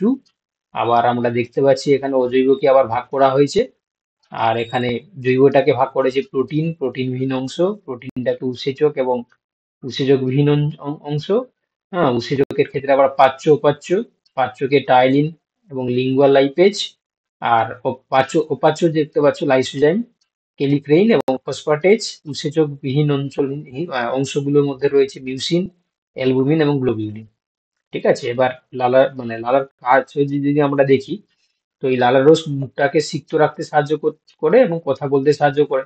সেই সঙ্গে আরো কিছু কাজ যদি আমরা দেখি, যেমন খাদ্যবস্তুকে চর্বণে এবং গলার্ধকরণে, মানে যেটাকে আমরা বলি পেরিস্টোলসিস, ঠিক একইভাবে টাইলিন উৎসেচক থাকার জন্য এটা স্বেচ্ছা জাতীয় খাদ্যকে পরিপাক করছে, লাইসোজাইম থাকার জন্য জীবাণুনাশক হিসাবে কাজ করছে, তাই না, দেহের জলের ভারসাম্য বজায় রাখতে সাহায্য করছে, উষ্ণতা হ্রাসে সাহায্য করছে, মিউসিন বাফার রূপে কাজ করে, খাদ্যের স্বাদ অনুভূত করছে। যদি লালারস না থাকতো আমরা খাদ্যের স্বাদই পেতাম না, তাই না। এছাড়া আয়োডিন, থায়োসাইনেট, ইউরিয়া এগুলো রেচনে সাহায্য করছে। তাহলে এতগুলো কাজ আমরা দেখতে পাচ্ছি। মূলত তোমরা এখানে পিএইচ এর ব্যাপারটা মনে রাখবে, আর এখানে যে কিছু যে এনজাইম গুলো পাওয়া যায় সেই এনজাইমের নামগুলো তোমরা মনে রাখবে। আর যে কথাটা বলা হলো প্যারাসিম্পেথেটিক স্নায়ু আর সিম্পেথেটিক স্নায়ু, এর কাজটা লালারসের সঙ্গে কিভাবে জড়িত সেই জিনিসটাও তোমরা মনে রাখবে, ঠিক আছে। চলো এবারে আমরা চলে আসবো সরাসরি পাকস্থলীর পাকরস।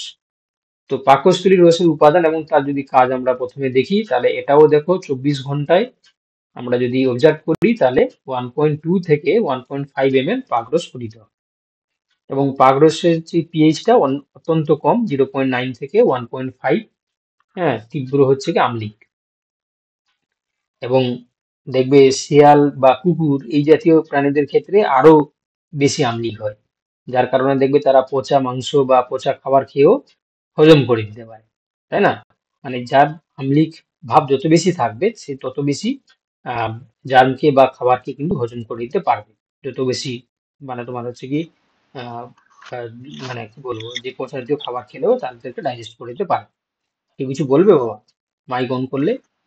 হ্যাঁ স্যার, আমি একটা প্রশ্ন ছিল স্যার, এই যে হুম, এটা 24 ঘন্টায় 1.2 থেকে 1.5 ml, স্যার এতটা কম? হ্যাঁ, এতটাই কম। এটা আচ্ছা। এটা এটা যে এটা তো তোমার হচ্ছে কি এনজাইমটা ম্যাক্সিমাম থাকছে না, এরা খুব কম পরিমাণেই কাজ করে। বুঝতে পেরেছো কি বললাম? এরা খুব কম পরিমাণেই কাজ করে, খুব কম অ্যামাউন্টে হলেই সাবস্ট্রেটের উপর ক্রিয়া করে দেবে আর কি। ওকে। আচ্ছা স্যার।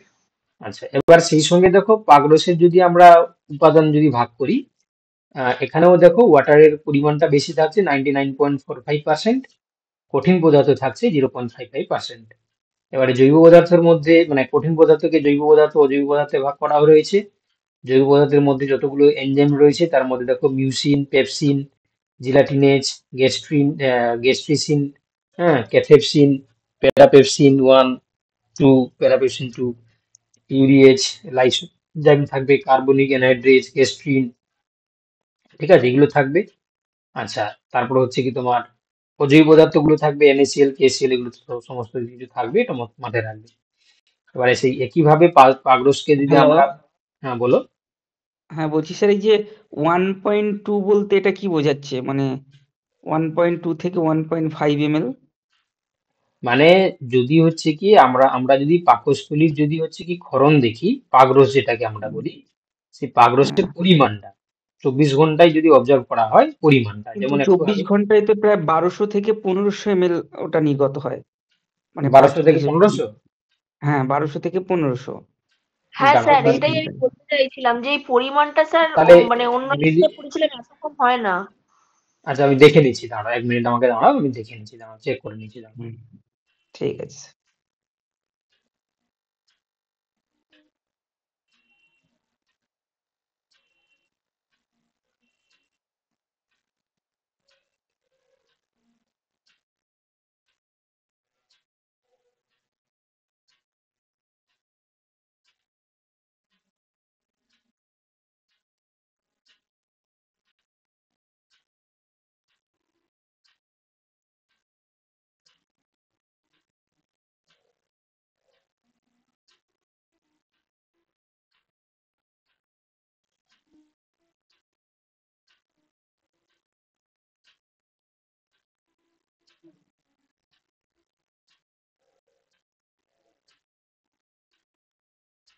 না, এটা হচ্ছে কি তোমার, এটা হচ্ছে কি তোমার এটা, হ্যাঁ এটা হচ্ছে কি তোমার 1.5 না হয়ে 1200 থেকে 1500ই করো, ঠিক আছে, 24 আওয়ারে।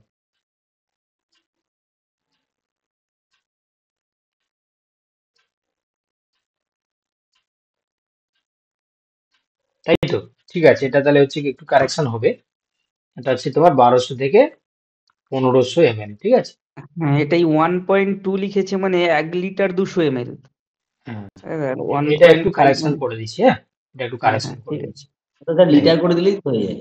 হুম, দেখো তাহলে, এবার দেখো তাহলে আমরা যদি দেখতে পাই এখানে, তোমার হচ্ছে পাচক রস হিসাবে যদি আমরা ভাগগুলো যদি সঠিকভাবে করি, তাহলে এখানে তোমরা দেখতে পাচ্ছ যে মূলত হচ্ছে কি তোমার জল থাকবে, এখানে তো বলা হলো, প্লাস হচ্ছে কঠিন পদার্থ থাকবে এতটা, এবং তাদের যদি ভাগগুলো করা হয় তাহলে এইভাবে আমরা দেখতে পাবো আর কি। এখানে আমরা মূলত হচ্ছে ভাগ করে দেওয়া হয় যে প্রোটিন ভঙ্গকের জন্য পেপসিন থাকবে, জিলাটিনেজ, রেনিন, বা ফ্যাটের জন্য লাইপেজ খুব কম পরিমাণে থাকবে, অন্যান্য থাকবে লাইসোজাইম, ইউরিয়েজ, আর বাকি যেগুলো ইম্পর্টেন্ট নয় আর কি।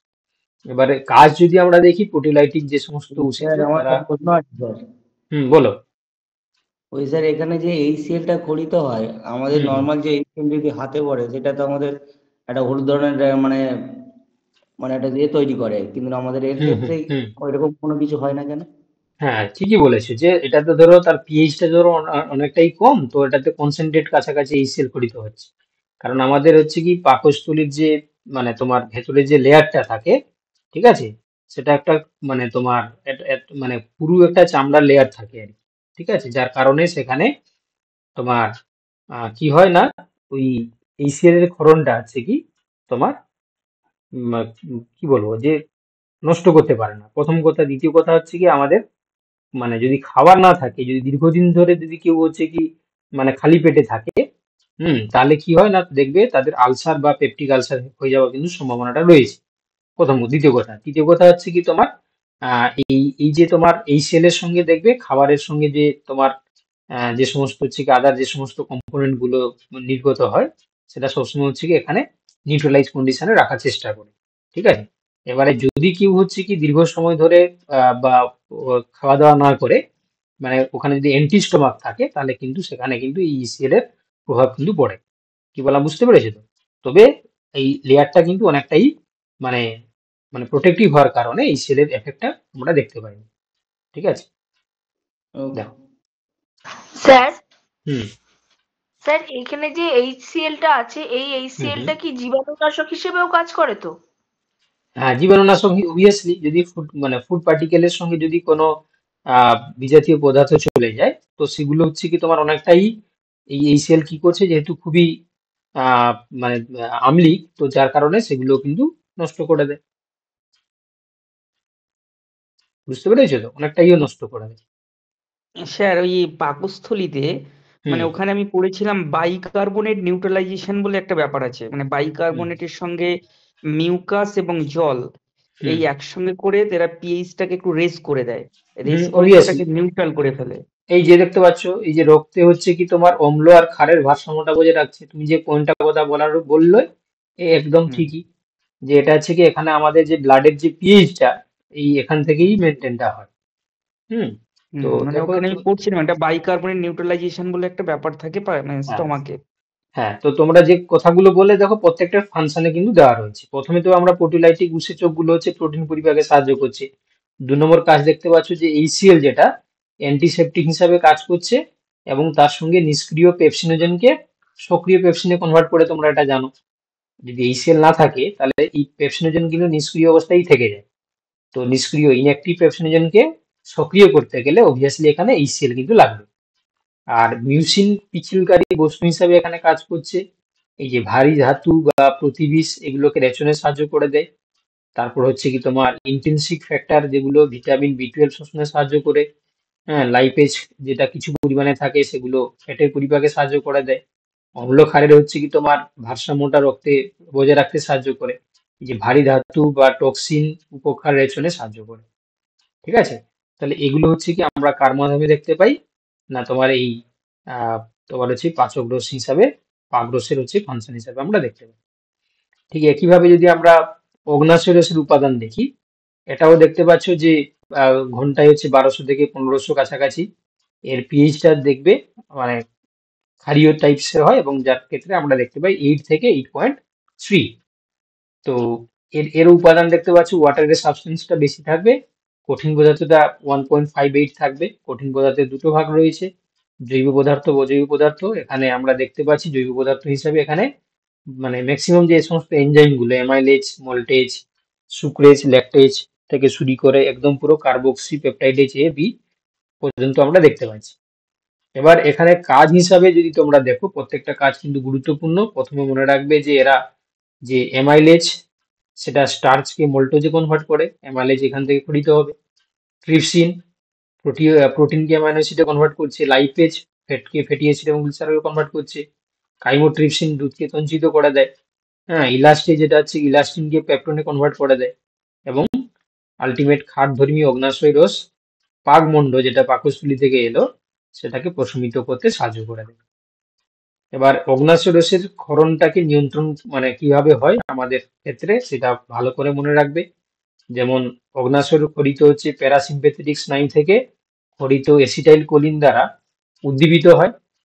মানে এসিটাইল কোলিন কি করছে, এই প্যারাসিম্পেথেটিক স্নায়ু থেকে খরিত এসিটাইল কোলিন উদ্দীপিত হচ্ছে, এবং কোলেসিস্টোকাইনিন এবং সিক্রেটিন তোমার হচ্ছে কি কি করছে দেখো, কোলেসিস্টোকাইনিন খাদ্য প্রবেশের সময় নিকটবর্তী ক্ষুদ্রান্ত থেকে, আর সিক্রেটিন বলছে অ্যাসিড প্রবেশের সময় নিকটবর্তী ক্ষুদ্রান্ত থেকে নিয়ন্ত্রিত হয়। মানে এদের ক্ষরণটা কিন্তু নিয়ন্ত্রিত হয়। তাহলে প্যারাসিম্পেথেটিক স্নায়ু থেকে হচ্ছে খরিত এসিটাইল কোলিন দ্বারা এই অগ্ন্যাশয় গ্রন্থির ক্ষরণটা কিন্তু কন্ট্রোল হচ্ছে। চলো এবার হচ্ছে পিত্তরসের কাজ এবং তার উপাদান। ঠিক একইভাবে 500 থেকে পাগরসের নিয়ন্ত্রণ নেই না স্যার? বলো। পাগরসের নিয়ন্ত্রণ নেই?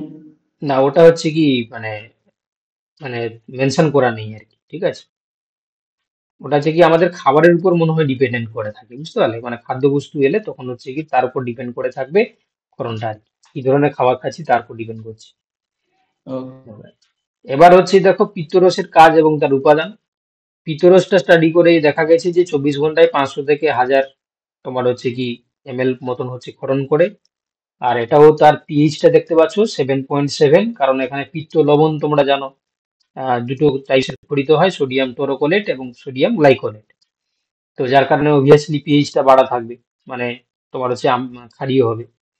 এখানেও দেখতে পাচ্ছ ওয়াটারের পরিমাণটা 98 থেকে 89 থেকে 98%, কঠিন পদার্থ 2 থেকে 11%। এবারে কঠিন পদার্থের মধ্যে আমরা জৈব পদার্থ ও অজৈব পদার্থ দেখতে পাই। জৈব পদার্থকে 3টে ভাগে ভাগ করা হয়েছে: পিত্ত লবণ, পিত্ত রঞ্জক এবং অন্যান্য উপাদান। পিত্ত লবণের মধ্যে রয়েছে সোডিয়াম টোরোকোলেট, সোডিয়াম গ্লাইকোলেট। পিত্ত রঞ্জকের মধ্যে রয়েছে বিলিরুবিন, বিলিভার্ডিন। অন্যান্যের মধ্যে রয়েছে কোলেস্টেরল, লেসিথিন, স্নেহ অম্ল, ঠিক আছে, মিউসিন, এগুলো রয়েছে, ঠিক আছে। এবং অজৈব পদার্থগুলো রয়েছে, এবং তার কাজগুলো হিসাবে আমরা দেখব পিত্তরস পাকস্থলী থেকে আগত যে আম্লিক যে মন্ড, তাকে হচ্ছে কি করছে, নিউট্রালাইজ করতে সাহায্য করছে। তোমরা 1 মিনিট আমাকে সময় দাও।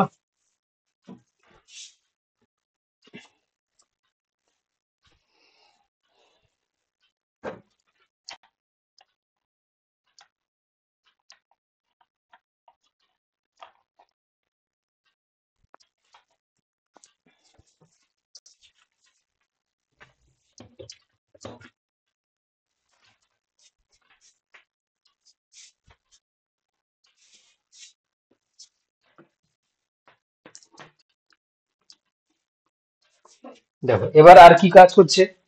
যেমন পিত্ত লবণ দেখো স্নেহ পদার্থকে উপদ্রবে পরিণত করতে সাহায্য করছে। পিত্ত লবণ সেই সঙ্গে ভিটামিনের বিশ্লেষণে সাহায্য করে। পিত্ত লবণ দেখো মলের সহজ অপসারণে সাহায্য করছে। কোলিন অ্যাসিড লাইপেজকে পিত্ত লবণ সক্রিয় করে দিচ্ছে।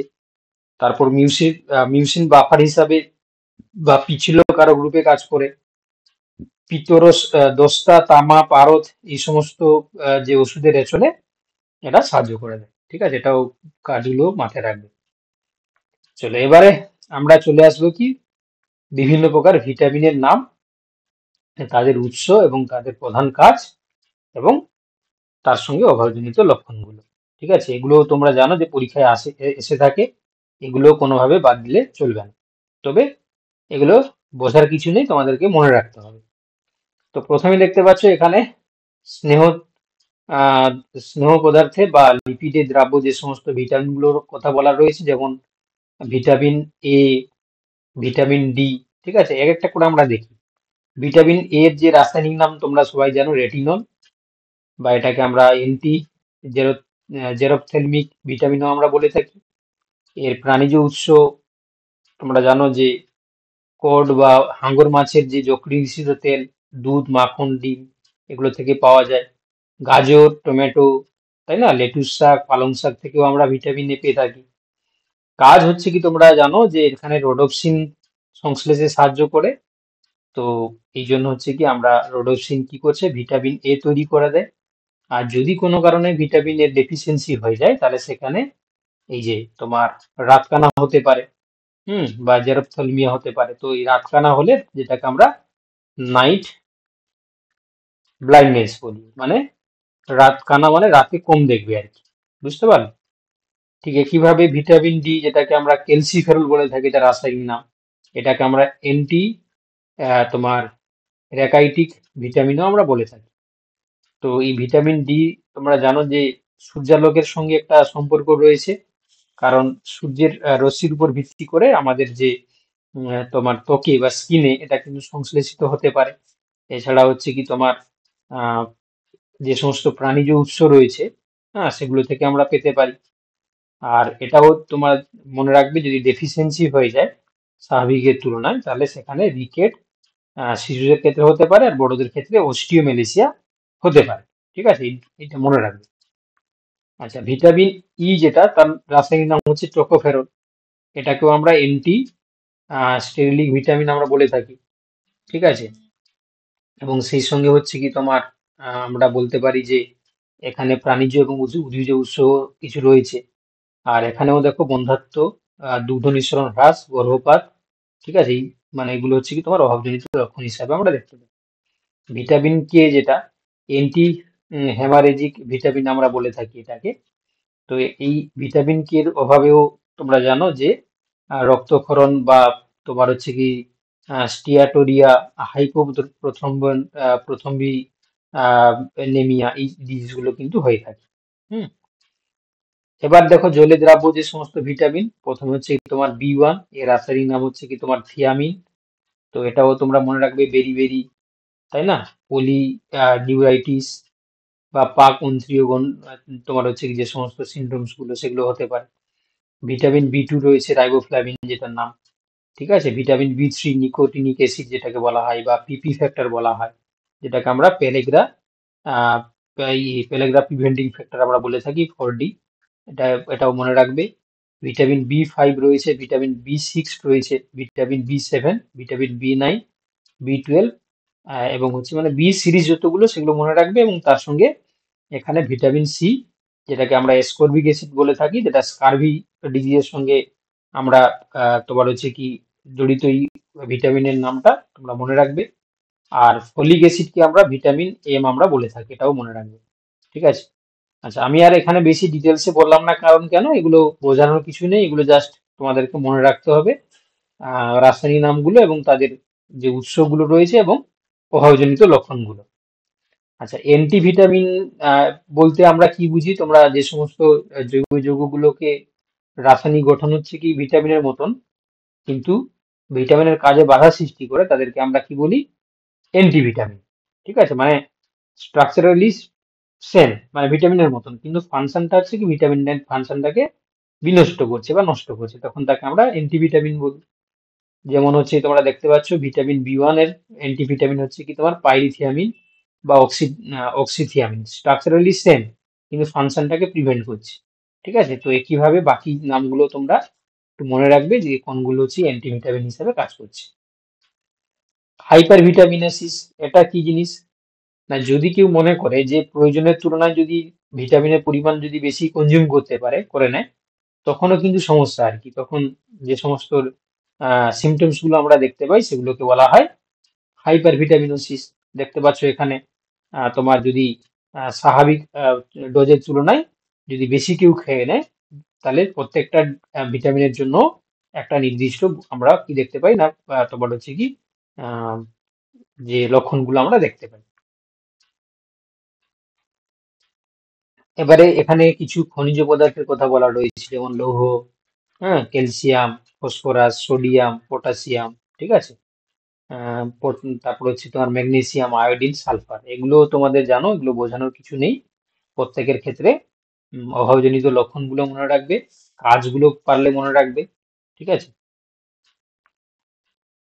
চলো, এবার হচ্ছে কি তোমার প্রোটিনের জৈব মূল্য। এটা একটু তোমার বোঝানোর জিনিস রয়েছে। প্রোটিনের জৈব মূল্য বলতে দেখো, আহ একটা ইকুয়েশনের কথা বলা রয়েছে, যে প্রোটিনের জৈব মূল্য বলতে আমরা বলে থাকি নাইট্রোজেনের পাচন মাইনাস শ্বসনে নাইট্রোজেনের হ্রাস বাই হচ্ছে খাদ্যে শোষিত নাইট্রোজেন ইন্টু 100। অর্থাৎ বলছে গৃহীত খাদ্যে এবং রেশন পদার্থে নাইট্রোজেনের পরিমাণ মাপা হয়। মাপার পর বলছে যে মোট শোষিত নাইট্রোজেনের মধ্যে কত শতাংশ নাইট্রোজেন দেহে আবদ্ধ হয়, তার পরিমাপটাকে আমরা প্রোটিনের জৈব মূল্য হিসাবে আমরা ডিনোট করে থাকি। তো এর থেকে কতটা পরিমাণ নাইট্রোজেন খাদ্য থেকে শোষিত হয় তা জানা যায়, এবং তার উপর ভিত্তি করে বলছে প্রোটিনের জৈব মূল্য আমরা ক্যালকুলেট করে থাকি। এবং এখানে আমরা প্রথম শ্রেণী প্রোটিনের জৈব মূল্য দ্বিতীয় শ্রেণীর প্রোটিনের চেয়ে বেশি। অর্থাৎ এই যে পয়েন্টটা কথা বলা হলো, প্রথম শ্রেণী বলতে হচ্ছে কি প্রাণীজ প্রোটিনকে বলা হয়, আর দ্বিতীয় শ্রেণী বলতে আমরা উদ্ভিজ প্রোটিনকে বলি। তো প্রথম শ্রেণী প্রোটিনের জৈব মূল্যটা হচ্ছে কি দ্বিতীয় শ্রেণীর প্রোটিনের তুলনায় অবভিয়াসলি বেশি হবে, তাই না? কারণ হচ্ছে এটা প্রাণীজ প্রোটিন যেহেতু, আর এটা হচ্ছে উদ্ভিজ প্রোটিন যেহেতু। চলো, এবারে আরেকটি টার্ম আমরা দেখবো, তার নাম হচ্ছে কি এনপিইউ। এনপিইউ পুরো নাম কি? Net protein utilisation. অর্থাৎ প্রোটিনে জৈবিক মূল্য ও প্রোটিনের পাচ্যতা এর গুণফলকে আমরা মোট প্রোটিনের ব্যবহার বা এনপিইউ হিসাবে আমরা বলে থাকি। ইকুয়েশনটা মনে রাখবে, এনপিইউ সমান এই যে পাচ্যতা গুণাঙ্ক বা ডাইজেস্টিভিটি কোএফিসিয়েন্ট ইন্টু প্রোটিনের জৈব মূল্য বাই 100। এটা বলছে যে এর থেকে মোট প্রোটিনের কত শতাংশ দেহে আবদ্ধ হয় তা আমরা জানতে পারি। বুঝতে পারলে? দেখবে অনেকে দেখবে পরিমাণে প্রচুর খায় কিন্তু খুবই রোগা, তো তাদের ক্ষেত্রে এই এনপিইউ ক্যালকুলেট করা হয়, যে কতটা পরিমাণ তার মধ্যে প্রোটিনের ইউটিলাইজেশন ঘটছে সেখান থেকে আমরা জানতে পারি। হুম। চলো, এবার হচ্ছে কি আরডিএ। এটাও তোমরা মনে রাখবে, আরডিএ কি জিনিস না? রেকমেন্ডেড ডায়েটারি অ্যালাউন্স, ঠিক আছে। যারা দেখবে নিউট্রিশন নিয়ে পড়াশোনা করে তারা এই জিনিসগুলো ভালো বোঝে আর কি। তো খাদ্য থেকে প্রাপ্ত যে পরিমাণ খাদ্য উপাদান গ্রহণ করে প্রায় সমস্ত মানুষের সুস্বাস্থ্য বজায় থাকে, তাকে আমরা আরডিএ বা রেকমেন্ডেড ডায়েটারি অ্যালাউন্স বলে থাকি। বুঝতে পারলে? অর্থাৎ ধরো কেউ খাদ্য খাচ্ছে, মানে ডায়েট নিচ্ছে, ডায়েট থেকে যে পরিমাণ খাদ্য উপাদান তার তোমার হচ্ছে কি সুস্বাস্থ্য বজায় রাখার জন্য যেটা দরকার সেটাকে বলা হয় আরডি আর কি। তো সেই আরডি এর বুঝতে পারছো যে সেটা ডিপেন্ড করছে কোন ধরনের, মানে লিঙ্গ ভেদে, স্ত্রী পুরুষ বা বিভিন্ন এজও ডিপেন্ড করছে এখানে, তাই না? এজটাও এখানে কিন্তু ভেরি করবে। আর কিউ মানটা তোমরা সবাই জানো। আর কিউ বলতে আমরা শ্বসন অনুপাত বা রেসপিরেটরি কোএফিসিয়েন্টটাকে আমরা বলে থাকি বর্জিত CO2 বাই গৃহীত O2 এর যে রেশিও সেটাকে আমরা আর কিউ বলি।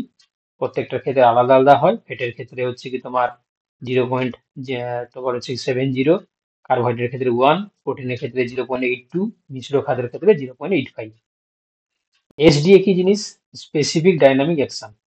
অর্থাৎ এসডিএ যদি ডেফিনেশন আমরা বলি, এটাই বলবো যে খাদ্য গ্রহণের উপর খাদ্যের এ জাতীয় উদ্দীপক ধর্মী ক্রিয়ার ফলে মৌল বিপাকের ঊর্ধ্বে যে তাপ উৎপন্ন হয় তাকে আমরা এসডিএ বা স্পেসিফিক ডাইনামিক অ্যাকশন বলে থাকি। ঠিক আছে? এবং এবং এটা দেখো, যেহেতু খাদ্য গ্রহণের পর, তাহলে কি ধরনের খাদ্য খাচ্ছি তার উপর ডিপেন্ড করবে। তো এই জন্য বলছে প্রোটিন এসডি এর মানটা দেখো, বলছে মৌল বিভাগের প্রায় 30%। তারপরে শর্করার ক্ষেত্রে হচ্ছে কি 6%। ঠিক আছে? বিএমআর এর 6%। লিপিডের ক্ষেত্রে দেখো বিএমআর এর 5%। তাই না? যেহেতু বলছে, যেহেতু খাদ্য গ্রহণের পর, মানে সবসময় মনে রাখবে যে কি ধরনের খাবার কনজিউম করা হচ্ছে তার উপর যেহেতু রিলেশন রয়েছে, তো এই জন্য প্রোটিন, কার্বোহাইড্রেট এবং শর্করার ক্ষেত্রে মানে প্রোটিন, শর্করা বা ফ্যাটের ক্ষেত্রে পরিমাণটা কিন্তু ডিফারেন্স আসবে। চলো নেক্সট হচ্ছে তোমার বিএমআর। বিএমআর এর নামটা কিন্তু আমরা কম বেশি সবাই শুনেছি, যেটাকে বলা হয় বেসাল মেটাবলিক রেট। অর্থাৎ খাদ্য গ্রহণের পর, মানে কতটা সময় না, 12 থেকে 18 ঘন্টার পরে আরামদায়ক পরিবেশে 20 থেকে 25 ডিগ্রি সেন্টিগ্রেড তাপমাত্রায় সম্পূর্ণভাবে শারীরিক এবং মানসিক স্থিতাবস্থায়, শুধুমাত্র শারীরিক নয়, মেন্টালিও কিন্তু সে স্টেবল থাকলে তবে তার দেহের অপরিহার্য শারীরবৃত্তীয় কাজ করার জন্য প্রতি বর্গমিটার দেহতল থেকে প্রতি ঘন্টায় যে হারে তার শক্তি ব্যয়িত হয় সেটাকে আমরা কি বলি? বিএমআর বা বেসাল মেটাবলিক রেট আমরা বলে থাকি। তো এটা সুস্থ স্বাভাবিক পূর্ণবয়স্ক মানুষের ক্ষেত্রে, পুরুষের ক্ষেত্রে গড় বিএমআর আমরা দেখি 40 kilocalorie per hour per metre square দেহতল। আর স্ত্রীলোকের ক্ষেত্রে হচ্ছে কি তোমরা মনে রাখবে 37 kilocalorie per hour per metre square. সবাই আছো তো? শুনছো তো নাকি না ঘুমিয়ে গেছো সব? আছো না সব? স্যার আচ্ছা আচ্ছা, ঠিক আছে। দেখো, এবারে একটা ইনস্ট্রুমেন্ট রয়েছে, তার নাম কি? বেনেডিক্ট রোথ। তো এই বেনেডিক্ট রোথ বলে যে ইনস্ট্রুমেন্টটা রয়েছে সেটা দ্বারা আমরা এই বিএমআরটাকে মেজার করি। এছাড়া যে ডগলাস বেগ রয়েছে, গ্যাস অ্যানালাইজার ইনস্ট্রুমেন্ট রয়েছে, এটা দিয়েও বিএমআরটাকে এখন মাপা যায়। এবার বিএমআরটা পরিবর্তনের জন্য অনেক কিছু কারণ দায়ী বা অনেক কিছু ফ্যাক্টর হচ্ছে রেসপন্সিবল। তো সেক্ষেত্রে আমরা বলতে পারি যে এই এই বিএমআরটা হচ্ছে কি তোমার যে সমস্ত হচ্ছে কি তোমার কারণের উপর ডিপেন্ডেন্ট করে থাকে, সেই কারণগুলির মধ্যে আমরা এখানে দেখতে পাচ্ছি যে, যেমন হচ্ছে কি তোমার বয়স, তারপর হচ্ছে কি তোমার লিঙ্গভেদ, তারপর হচ্ছে কি তোমরা দেখতে পাচ্ছ আবহাওয়া, হ্যাঁ, জাতিগত বৈষম্য, পুষ্টি, ঠিক আছে? এবং সেই সঙ্গে হচ্ছে কি তোমার রয়েছে যেমন পুষ্টি, তারপর দেহতলের ক্ষেত্রফল। হ্যাঁ, তো এই জিনিসগুলো হচ্ছে কি তোমরা মাথায় রাখবে। আহ, তোমার এগুলো হচ্ছে কি বিএমআরটাকে হচ্ছে কি এফেক্ট করতে পারে। আচ্ছা, তার সঙ্গে হচ্ছে কি আমাদের খাদ্যাভ্যাস, অন্তঃক্ষরা গ্রন্থি, দৈহিক উষ্ণতা, গর্ভাবস্থা, হ্যাঁ, এগুলো কিন্তু মনে রাখবে, কারণ এগুলো হচ্ছে কি তোমার বিএমআরটাকে ইয়ে করতে পারে। বা কিছু মেডিসিন রয়েছে দেখতে পাচ্ছ, ক্যাফেইন বা তোমার হচ্ছে কি বেনজেড্রিন, এগুলোও কিন্তু আমাদের কিন্তু বিএমআরটাকে এফেক্ট করতে পারে। এগুলো একটু দেখে রাখবে আর কি, মানে কোনটাতে হচ্ছে বিএমআর বাড়ে, কোনটাতে হচ্ছে কি তোমার বাড়লে বাড়বে, কমলে কমবে, বা কোনটাতে কমে, এই জিনিসগুলো একটু তোমরা দেখে রাখবে। আচ্ছা, আরকিউ থেকে আমরা কি জানতে পারি এটাও তো তোমরা বুঝতে পারছো। আরকিউ থেকে মান থেকে আমরা কি ধরনের খাদ্যবস্তু কনজিউম করছি সেটা জানতে পারি, তাই না? বা খাদ্যের অনুপাত হচ্ছে কি আমরা বুঝতে পারি। এই জিনিসগুলো মনে রাখবে।